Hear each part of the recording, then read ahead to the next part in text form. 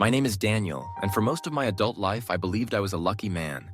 I had built a business from scratch, starting with nothing but a small loan from a friend and a head full of stubborn ideas.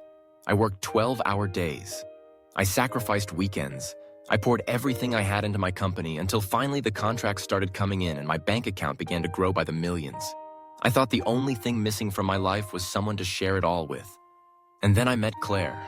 She was beautiful, charming, funny, and she seemed genuinely interested in me, not just in my money. At least that's what I believed in those early days. We met at a charity gala, and she made me laugh harder than I had in years. Within months, we were inseparable. Within a year, we were married. I thought I had found my partner for life. At first, everything was wonderful. She pushed me to take breaks to enjoy vacations, to live a little. She decorated our home with warmth and style. She hosted dinners that impressed clients and friends alike. She told me she wanted a family, and I was ready for that too. I thought she was my anchor in a busy storm of work, but little by little cracks began to show. I noticed she loved spending money more than saving it. Lavish shopping trips, first-class flights, expensive jewelry and bags. Whenever I hesitated, she would smile and say, "Darling, we deserve this. We worked so hard." I told myself she was right. Maybe I was just being stingy. Maybe this was the life we earned. But deep inside, I started to feel uneasy. She didn't seem interested in my work anymore. She didn't ask about my projects or my dreams. She only asked about the next car, the next vacation, the next luxury item. Then came the secrecy. She had new friends, women who loved to party late into the night. She would come home smelling like expensive perfume and champagne, with excuses that never added up. I wanted to believe her. I wanted to keep my marriage strong, but a voice in my head kept warning me that something wasn't right. The turning point came one evening when I walked into my study and found documents scattered on my desk. She must have been in there earlier because my safe had been left slightly open. I saw copies of my company papers, bank statements, and property titles neatly organized but in the wrong order. The realization hit me like ice. She was planning something I didn't know what yet, but I knew it involved my fortune. My chest tightened with fear and anger. I decided not to confront her immediately. Instead, I hired a lawyer quietly, and I started preparing. Months later, the hammer dropped. Claire filed for divorce. Her claim was outrageous. She demanded 70% of everything I owned. She told the court through her lawyer that she had sacrificed her best years supporting me, that she had given up her own career to stand by my side, that she had been instrumental in my success. She painted herself as the victim of a cold, workaholic husband who had used her for companionship and now wanted to throw her away. It was a performance worthy of an award. She cried. She shook her head. She even pulled out photos of us on vacations as if those were proof she had built my company. I sat in silence watching her spin a fantasy, and for a moment I feared the judge might actually believe her. But what Claire didn't know was that I had been documenting everything for years. Not because I distrusted her in the beginning, but because as a businessman, I kept meticulous records. Every receipt, every email, every transfer. I kept it all organized. I had proof of her personal spending, her secret accounts, the money she had siphoned into luxury goods, and even evidence that she had forged my signature on a few minor transactions. Nothing criminally huge, but enough to show her intentions were far from noble. My lawyer and I condensed the evidence into a clean 2-page summary document. With just that and a binder of references, we walked into court. When the judge took the paper from my lawyer's hand and began to read, his eyebrows shot up. He leaned back in his chair, and for a moment there was silence. Then he actually laughed. A deep, genuine laugh that echoed in the courtroom. He looked directly at Claire and said, "Mrs. Thompson, if you thought this court would award you 70% of his fortune based on your shopping sprees and forged signatures, you must be joking." Her face drained of color.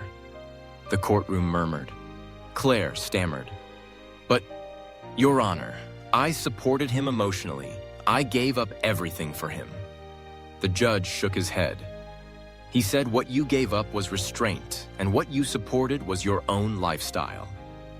This marriage was not a business partnership, it was a free ride. Her lawyer shifted uncomfortably, knowing the case had just collapsed.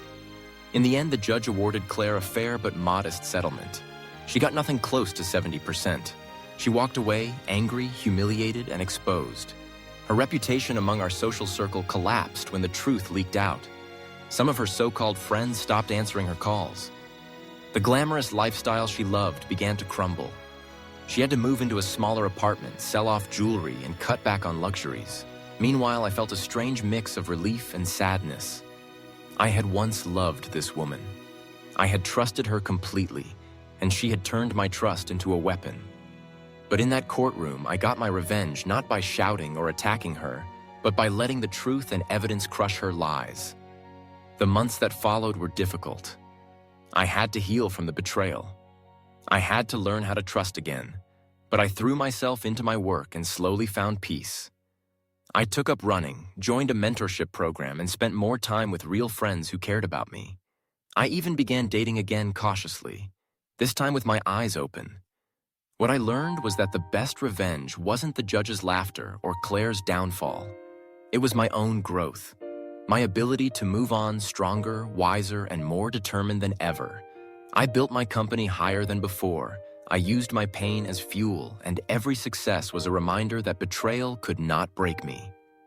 In the end, the woman who tried to take 70% of my fortune lost me completely. And I walked away with something money can't buy: peace, clarity, and freedom. That was my revenge, and it was sweeter than anything she could have imagined. After the divorce was finalized, I thought the storm was finally behind me. But betrayal has a way of leaving shadows even after the sun comes out. People whispered behind my back, not about me, but about her. Some said she had been spotted trying to latch on to another wealthy man. Others said she was drowning in debt because the lifestyle she loved couldn't survive without my money. I tried not to pay attention. I had to focus on my own life yet. The echoes of her greed kept finding me in strange ways. One afternoon, I got a call from a former client. He said Claire had reached out to him trying to convince him to invest in a small boutique business she was starting. She told him she had experience managing luxury events because of the parties she once hosted at our home. My client laughed and asked me if she was serious. I told him I didn't know, but deep down I realized she was trying to rebuild her image by rewriting her past as if she had been the mastermind behind everything I had done. That stung, but it also reminded me why the truth mattered. I told my client to trust his instincts and stay away from her schemes. Meanwhile, I was busy reinventing myself.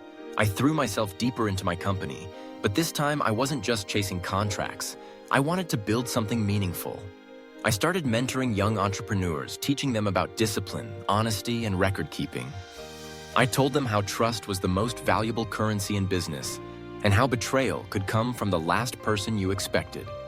My story became my lesson. And strangely, it gave me purpose. The pain was transforming into strength. Months later, I heard she had actually launched that boutique with borrowed money, but within 6 months, it collapsed.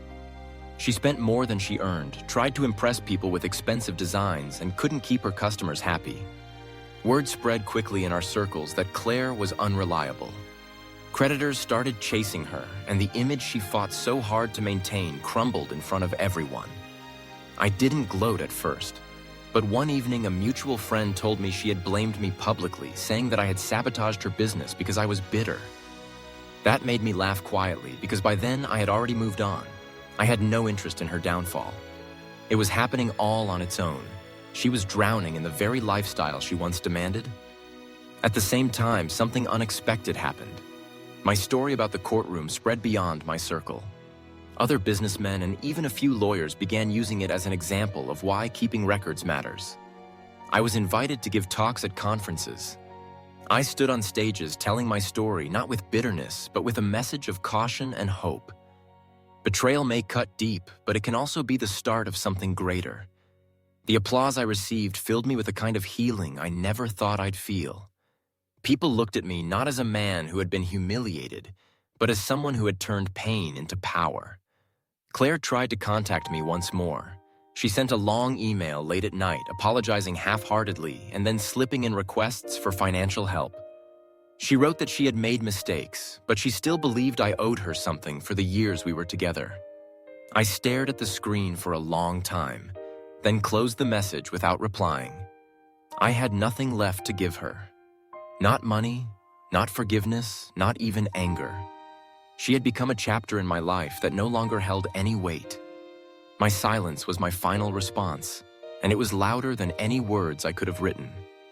The true revenge came quietly and steadily. Every time my company grew stronger, every time I saw my employees thrive, every time I received thank you notes from young entrepreneurs I mentored, I felt the universe balancing the scales. Claire had tried to strip me of 70% of everything, but she had actually given me 100% of a new perspective. She thought she could break me, but instead she sharpened me into something unshakable. Years later, I walked into a hotel lobby for a business meeting and saw her sitting by the bar. She looked older. Her glow dimmed, her laughter forced. I almost didn't recognize her until our eyes met.